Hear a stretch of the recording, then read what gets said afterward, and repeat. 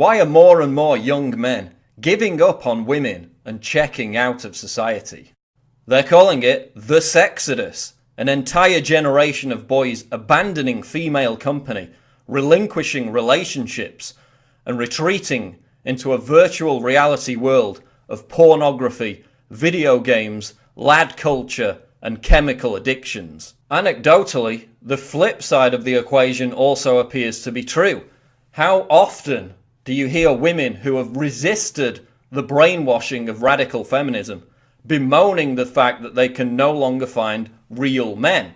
Men who are actually confident enough to know how to act around women without being constantly terrified that every word they utter, every behaviour they express, every opinion they espouse may be taken as offensive, sexist or predatory. In part 1 of a series of articles on the Sexodus, Breitbart's Milo Yiannopoulos notes how an entire generation of young people are being left behind in the wreckage of the social engineering project known as third wave feminism. Yiannopoulos spoke to Jack Rivlin, editor of over 30 student newspapers, who told him of the increasingly troubling trend of young men on campus being completely clueless and scared when it comes to how to engage with women. What's to blame for this breakdown?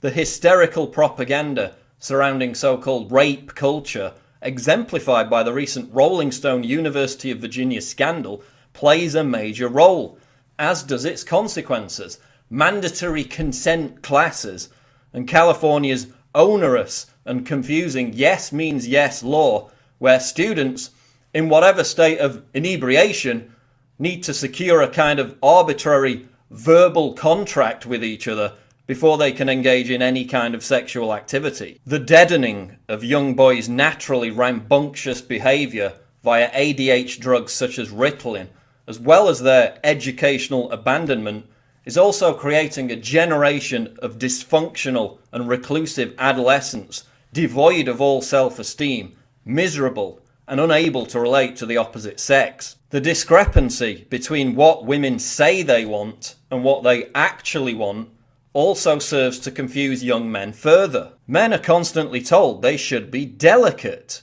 sensitive fellow travellers on the feminist path, writes Yiannopoulos. But the same women who say they want a nice, unthreatening boyfriend go home and swoon over simple-minded, giant-chested, testosterone-saturated hunks in Game of Thrones. Men know this, and for some this giant inconsistency makes the whole game look too much like hard work. Why bother trying to work out what a woman wants when you can play sports, masturbate, or just play video games from the comfort of your own bedroom? The divorce process is also set up to grossly favour women over men, leaving many men frightened for fear of losing everything. Women are also becoming less and less interested in monogamy, claiming the player mantle so often ascribed to men for themselves as some twisted form of sexual equality. Are Western men, in increasing numbers, at risk of turning into Japan's herbivores, men who shun sex and prefer to go on long walks rather than flirt with girls?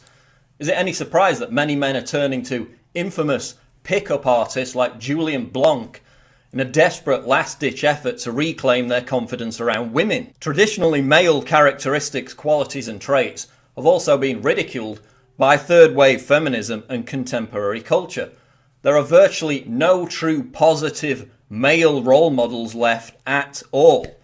Men have been brainwashed that white knight behaviour is the only recourse left to get them laid, which of course doesn't work either. The response to part 1 of Yiannopoulos' article was overwhelming, with over 500 men responding to say how much they resonated with the message. 24-year-old Mark wrote, quote, "Everyone I know feels the same. Your article spoke directly to us. We're not all losers and nerds. We're just normal guys who are either scared of being accused of terrible stuff by harpies or simply can't be bothered anymore. I can't believe I'm saying this, but I just can't deal with the hassle of women anymore." Quote, "I'm an athlete. My parents have a lot of money. I have plenty of friends and a good social life. I don't hang out with women anymore," wrote 28-year-old Francis. Occasionally I'll have one-night stands, but mostly I fill my time with other things. I got accused of molesting a girl at college, and since then I've just thought, whatever, I'll play sports instead. This is the sexodus. Young men giving up on women entirely as a result of the destruction wrought by social engineering and radical feminism. A process which then punishes women by leaving them with a choice between the simpering, pathetic white knight or the emotionally or physically abusive thug. Now, I know that this is a polemic argument. It's controversial.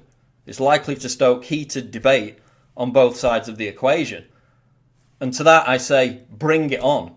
Because it's high time this debate was dragged kicking and screaming from the fringes of the men's rights movement and the corners of the radical feminist Tumblr blogs out into the open, where we can all pick apart the bones. But once again, the train wreck of radical feminism and the contrived gender war, promoted at every turn by the political class and the establishment media, is driving a wedge between men and women.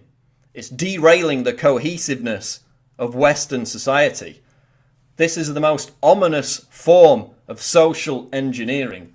This is divide and conquer on the biggest scale imaginable. Are you a young man who has given up on women and become part of the sexodus? Are you a young woman who has abandoned all hope of finding a real man? Let me know your thoughts in the comments below. Check out the other videos, subscribe to the channel.